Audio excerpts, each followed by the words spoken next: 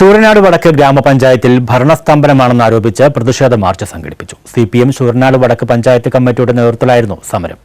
Life ഭവന പദ്ധതിയിൽ ഉൾപ്പെട്ട ഗുണഭോക്താക്കൾക്ക് എത്രയും വേഗം വീട് നൽകുക, തെരുവ് വിളക്കുകൾ തെളിയിക്കാനാവശ്യമായ നടപടികൾ സ്വീകരിക്കുക, കർഷകർക്ക് ദുരിതം വിതയ്ക്കുന്ന കാർഷിക വിളകൾ നശിപ്പിക്കുന്ന കാട്ടുപന്നി ശല്യം നിയന്ത്രിക്കുന്നതിനാവശ്യമായ നടപടികൾ സ്വീകരിക്കുക, തെരുവുനായ ശല്യം നിയന്ത്രിക്കുന്നതിനാവശ്യമായ നടപടി സ്വീകരിക്കുക, തൊഴിലുറപ്പ് തൊഴിലാളികൾക്ക് തൊഴിൽ നൽകുന്നതിലെ കാലതാമസം അവസാനിപ്പിക്കുക തുടങ്ങിയ ആവശ്യങ്ങൾ ഉന്നയിച്ചാണ് പ്രതിഷേധ മാർച്ചും ധർണയും സംഘടിപ്പിച്ചത്.